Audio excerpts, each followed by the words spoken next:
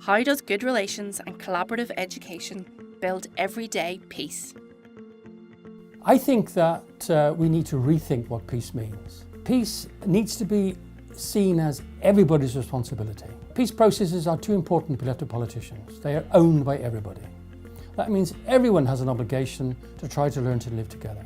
We have an obligation, I think, to look to the future, to ensure that next generation does not go through what we went through.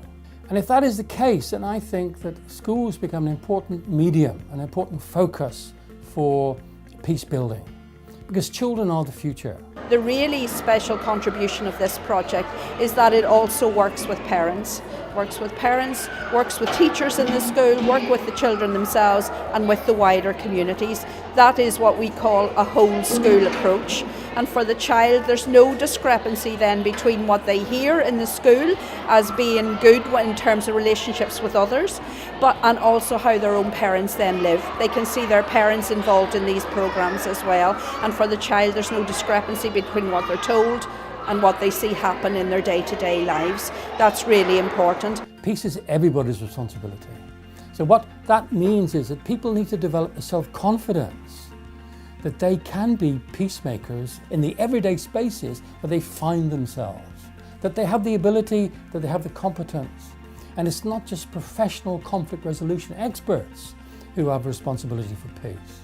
So you can be a peace builder across the garden fence. You can be a peace builder outside the school gates. And you can be a peace builder inside the classroom. These everyday spaces, I think, are very, very important for empowering people to develop the self-confidence to believe that they can make a difference. What that tells us, and what I know from those who come to see me from other parts of the world, is that there is a real interest in this work, a real interest in knowing how they can, through the school, encourage connection not only amongst children but amongst the families of those children. Simplicity is the thing that they like about it, because it's something that any school, any schools anywhere in the world can do. All you need is the motivation to make a connection with a school somewhere else and build up those networks. And you can use that method doing anything, all sorts of activities, and you can utilise it in whatever way works for the schools and whatever way works for the families who are involved in those schools. One of the consequences of conflict is that people become polarised. They become insular. They live with a small group of people who they think they can trust. So the boundaries of trust are actually quite narrow as a consequence of the violence. Now, one of the requirements of a peace process is that people learn to live together in tolerance. Learning to live together can actually be quite difficult because it requires taking leaps of trust, as I call it, leaps of trust, which we begin to broaden out those whom we trust. And I think it's very, very important that where communities are beginning to share space, beginning to share ideas, beginning to share narratives, share their stories, it's very, very important, because that expands outwards these boundaries of trust. People learn to build relationships. It's the very fact that people go to school daily that makes that an important connecting point, a point that every child has to pass through in their lifetime. Schools are fairly unique, and of course the other great feature they have is that they work with people at the early stages of their lives.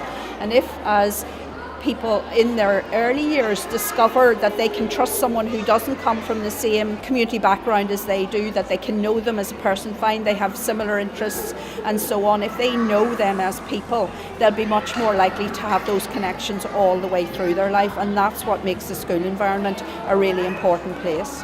Chris's experience of working with the whole school community, boards of governors, teaching and non-teaching staff, children and young people, parents and carers, as well as other stakeholders, is an example of a truly whole school community approach.